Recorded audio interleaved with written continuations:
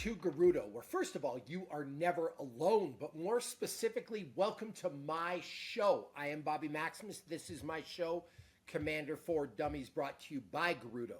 And this is the place where you can learn how to improve your commander decks, where you can learn how to make them more competitive, more fun to play, giving you real, simple advice that you can put into action right away. And today, speaking of action, we are here to talk about arguably the most powerful, the best, maybe the most controversial color in Magic, blue. There is no shortage of memes out there about people who hate blue players. And why do they hate blue players? Because blue is extremely powerful. You want to control a game, you need some blue in your deck. And a lot of the color choices people pick to play, Dimir, one of the most, if not the most powerful combination, in part, thank you to blue. So with all that said, hopefully I've sold you on the color blue. We are going to talk about 10 auto includes in your commander deck, the 10 best blue cards that can go in any commander deck ever, of all time. So get ready for this. And if you've seen any of these series before, I've done every color, I've done artifacts, you know this one is going to be the hardest hitting, all right? So a little preamble to this. I just want you to know we did not include game changers. Blue has the most game changers, but I did not include any of them. It would have been too easy, first of all, to make a list, and I've got it pulled up here, with a Cyclonic Rift, with a Consecrated Sphinx, with an Expropriate, with a Force of Will, with a Fierce Guardianship, with a Gifts Ungiven, with an Intuition, and the list goes on and on and on. I didn't even mention the Mystical Tutor yet. Would have been too easy to do that. In fact, there's 1, 2, 3, 4, 5, 6, 7, 8, 9, 10, 11, 12, 13, 14 blue game changers, all right? But there's another reason I didn't include those. And the reason is, what if you don't like playing with game changers?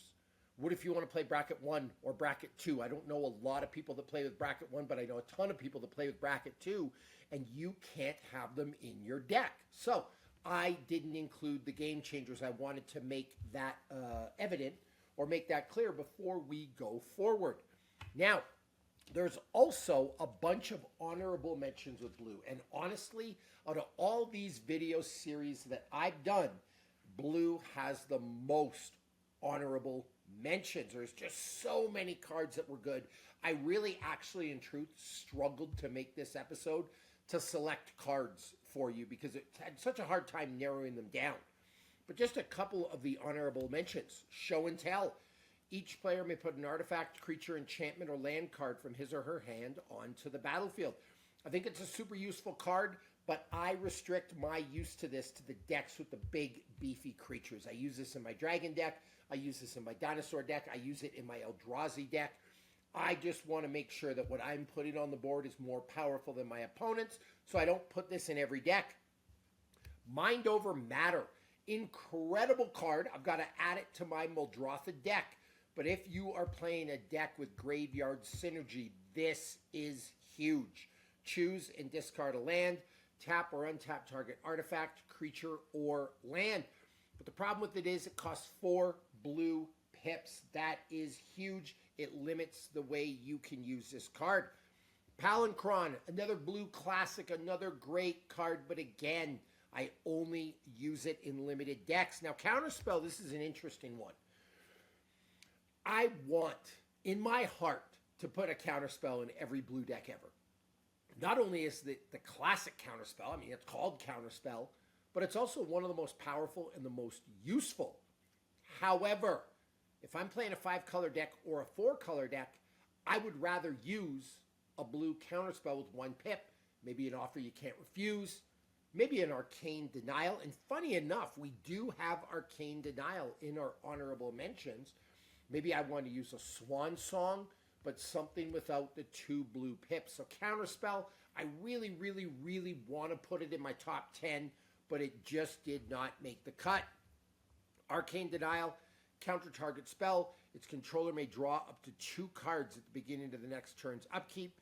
You draw a card at the beginning of your next turn's upkeep. So, here's the deal. It's not a total feel bad card because you're going to counter a target spell and someone's going to get 2 cards because of that. So they're not going to hate you like if you just force a willed them or something like that. And you get a card. So it is pretty good. Careful Study. Draw 2 cards, discard 2 cards. Great in a graveyard deck. I got to put that in my Muldrotha deck as well. And it's also great for card filtering and card sorting. You got to understand something. And this is actually something I had a difficult time wrapping my mind around. In today's game of Commander, the late games like turn 8 or 9, you need as much card filtering, card sorting as you can. Careful Study, great card, does it. Snapcaster Mage. There are so many blue, insane creatures. Just a couple to mention. Something like the Snapcaster Mage is incredible. The Ancient Silver Dragon is incredible. Something like the Delver of Secrets, and I suppose I could talk about these two at the same time, is incredible, but in the right deck, right? I had a really hard time, apart from the Hull Breacher.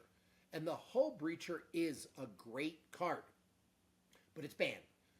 I had a hard time finding blue creatures that were literally good in every single deck ever. A lot of the blue creatures seem to be situation specific. There's one, I suppose, what's the word I'm looking for? Exception to that rule, and it is in my Merfolk deck. And it is, and I didn't have a copy of it right now. I didn't pull out my Merfolk deck, but the Harbinger of the Seas. Non-basic lands are islands. Like, great. Again, though, 2 blue pips, so I might not have it in a 5-color deck. Just saying, there are a lot of blue creatures that do a lot of interesting things, but the Snapcaster Mage, Delver of Secrets, both work really good in decks that have instants or sorceries. And honestly, the chances are you're going to have a lot of instants or sorceries, but just keep that in mind. I want to draw special attention to the Delver of Secrets. At the beginning of your up, keep a look at the top card of your library. You may reveal that card. If an instant or sorcery card is revealed this way, transform this creature, and it turns into a 3/2. This is incredible in one of those decks where you have a bunch of instants and sorceries. It's one of the better cards, I think. So just wanted to put that out there. We have the Malevolent Hermit. Great card that sees a lot of play in CEDH, but not enough people use it normally. You can sacrifice Malevolent Hermit, counter target non-creature spell unless its controller pays 3. That's a pretty hefty price to pay. Usually you're going to be able to counter their spell. It's got the disturb cost, and you can transform it into the Benevolent Geist, all right? Non-creature spells you control can't be countered. Super useful card. Teferi, Master of Time. I don't understand why more people don't play this card. And you can see already with the honorable mentions, like this could be our list, right? But you may activate loyalty abilities of Teferi, Master of Time on any player's turn anytime you can cast an instant. So you're going to get a lot of loyalty counters on this thing really, really fast. Not that powerful in 1v1 Commander, but at a 4-person table, this is huge. The +1 ability, draw a card, discard a card, great for card filtering. The -3 ability, target creature you control, you don't control phases out. And then the final ability, take 2 extra turns. That right there is a game ender. So, and it's a low casting cost Planeswalker. It's only 4. I think this is super undervalued. Time Spiral. You pay 6, classic card. Remove Time Spiral from the game. Each player shuffles his or her graveyard, then and hand into his or her library. You draw 7 cards. You untap up to 6 lands. Let me read that again. I got way ahead of myself. I got too excited. I read it wrong. Remove Time Spiral from the game. Each player shuffles his or her graveyard and hand into his or her library, then draws 7 cards. You can tap up to 6 lands. Now, I don't have a Narset here because it's a game changer, but you pair this with a Narset, it is absolutely nasty. And we have the 3 steps ahead. 3 steps ahead is a great, great counterspell. I loved Outlaws of Thunder Junction, by the way. I thought it was a great set, and pardon me while I pull up my Wizards of Dark Smoke deck. I was actually just reminded I have a Niv Mizzet deck, and I need a Narset in this deck to go with my Time Spiral. So I'm just making sure, all in all, everything is in order. But yeah, we're going to add a Narset to that deck because it's a really mean combo. And then we have the 3 steps ahead. 3 steps ahead from the Outlaws of Thunder Junction. Just backing up a bit, I went down a tangent with Narset. I apologize, but I am passionate. I am excited about this stuff. And you're getting lots of extra content, so you're not complaining. You pay 1 for spree. If you pay 2 extra, 1 being blue, counter target spell. You pay 3 extra, create a token that's a copy of target artifact or creature you control. That is massive. And then +2, draw 2 cards, then discard a card. I love this because it's really good to use in the early game for a counter. It's great in the late game if you have a bunch of mana to do a bunch of extra stuff. So great card. Those are my honorable mentions. And then here we have 1, 2, 3, 4, 5, 6, 7, 8, 9, 10 auto includes. This is the meat and potatoes of the show. This is what you're here for that I'd put in any blue deck ever. First one up, no surprise, the Sapphire Medallion. Blue spells you cast cost 1 less to cast. I'm always telling you this, and you don't listen enough, that if you want to make a better deck, mana ramp is everything. This is non-traditional mana ramp. That's what I call it. It reduces the casting cost of my spells. It works like the other medallions. It works like an Urza's Incubator. If I can reduce the casting cost of my stuff, my deck goes a lot quicker. If you're playing a mono-color deck or a 2-color deck, these medallions are absolute gold. This one is not in sleeves. This one is not in my deck, but I collect a lot of these because you know if I'm building a blue deck in the future, I am going to have them. And I always say this is the realest Magic the Gathering show on the planet, and I am the realest Magic the Gathering influencer, if you will, or content creator. Look at that. This is a stack of cards waiting to go in decks. I don't use graphics on screens. I don't use proxies. Now, there's nothing wrong with that, but I use real cards, so you know if the cards are in the sleeves or I got copies of them, they are good, and I am playing them. The next card, and it's one of those MDFC cards, one of the better ones, Sink into Stupor. Return target spell or non-land permanent an opponent controls to its owner's hand. That can save you. But what I really love about this card, and a lot of people do not have enough lands in their deck, you can play it as a land. And that is super important. I'm always talking about the mana value of decks and keeping it low. I love these cards. They add what I call fake mana value to a deck. By the way, back up. What is mana value? It's all the values on the card added together. So that's 1. That's a 6. So these are 7 in total. Another 4. That is 11. All right.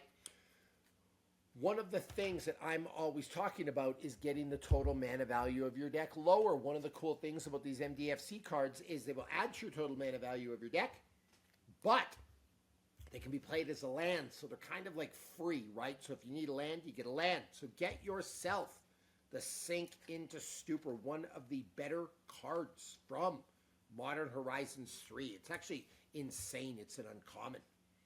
The next card up, for card sorting, ponder. Look at the top 3 cards of your library. Put them back in any order. You may shuffle, draw a card. For card sorting, this is insane. Couple things. First of all, again, the late game of Commander might be 7 or 8 turns, right? Like it might be, that's it. You got to get going early. The fact you can manipulate the cards on the top of your library is huge to get your perfect draws to enact your strategy. And here's the best part. If you don't like the cards, you can do a shuffle, which means, and you don't have to shuffle, but you could, to do a complete reset, and you draw a card. Like there's no drawback to ponder. Not enough people play this card. Let's be clear. And then if there's another card that's the king of card sorting, and listen, if you're a CEDH player, you know the value of this. If you're an ultra-competitive Magic player, you know the value of this. But Brainstorm. Brainstorm is bonkers. Draw 3 cards, then take 2 cards from your hand and put them on top of your library in any order. So again, you get to draw a card and you get to manipulate how the cards go back on top of your deck.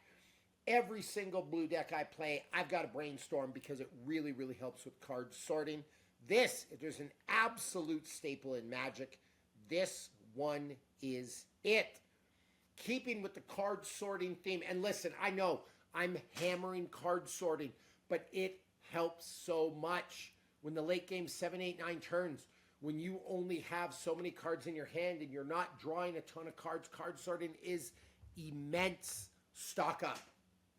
Look at the top 5 cards of your library, put 2 of them into your hand, and the rest on the bottom of your library in any order. The Ether Drift set, completely underrated. I use a lot of Ether Drift cards in my set. I know that's going to upset people. Listen, you don't like the art, fine. You don't like vehicles, fine. You don't like the storytelling, fine. But the usability of some of these cards, and let's look at Ether Drift for a minute. We got Renewed Solidarity. What a budget anointed procession, right? And I know it's a white card, it's not a blue card, but I had to bring that up. Monument to Endurance. Talk about a monster card in a deck that's you're discarding, right? Stock up. One of the greatest uncommons of all time, the Verge lands. Like, just incredible. But this card, the fact you can put 2 cards in your hand, the rest on the bottom of your library in any order, what a great way to sort through your deck. So get yourself a stock up, use it more. This card actually is not inexpensive right now. You're looking at like a $10 card for that. That's how valuable that is. Spellseeker, tutors. I'm going to say it again. You've watched my videos. They're all over Gerudo. But listen, the 3 categories. There's actually 4 now, right? There's 3, and then there's this other thing. Mana value, which I already talked about. That's just an overarching principle. Get the mana value of your deck down. Make it move faster. A lot of the CEDH decks out there are 130, 140 for total mana value. The super competitive ones are 160. You get a mana value of 250. It's a slow, clunky deck. But the other 3 keys when I'm building a deck, card draw. I could probably put card filtering and sorting in there. Tutors, bingo, and mana ramp. Let's talk about tutors. When Spellseeker enters the battlefield, you may search your library for an instant or sorcery card with mana value 2 or less. Reveal it, put it into your hand, and shuffle. Remember I talked about Dimir being one of the best powerful, color combinations? You can go get yourself a Demonic Tutor. You can get yourself an Imperial Seal. You can get yourself a Vampiric Tutor. Like, basically, this card allows you to go get whatever you want. And it's also a creature, so it can act as a blocker. I love these effects that are stapled on cards. Spellseeker is a great, great card. Speaking of underrated cards, love me some Gitaxian Probe. Inexpensive card, and it is a great card. It's also technically a casting cost of 0 because you pay it with 2 life, and in the game of Commander, that's nothing. Look at target player's hand, draw a card. I need to repeat that because y'all don't get it. Listen. Look at target player's hand. Do you realize what an advantage that is strategy-wise in a game of Magic? I think people miss that. Like, sometimes you think you're just doing stuff with this card. If I can look at your hand, you're only drawing like 1 card a turn. Maybe you're drawing more because you got whatever out. But if I can see your hand, I know what you're trying to do. And in the color blue, chances are I got a counterspell. I know what to save that counterspell for. You need to get a Gitaxian Probe in your deck. And the best part of it is, and I'm pulling up my Storm deck right now, because again, I use these in my real decks. You can actually see. I got the deck right here. We can do some deck tech today if you wanted. But the Gitaxian Probe, it only costs $4. Like, what a great deal and what a useful card in a Commander deck. We have 3 cards left. What do you think they are? The first one, Mistsinger Village. Now, it's not an exclusively blue card, but I'm going to use it in a blue deck.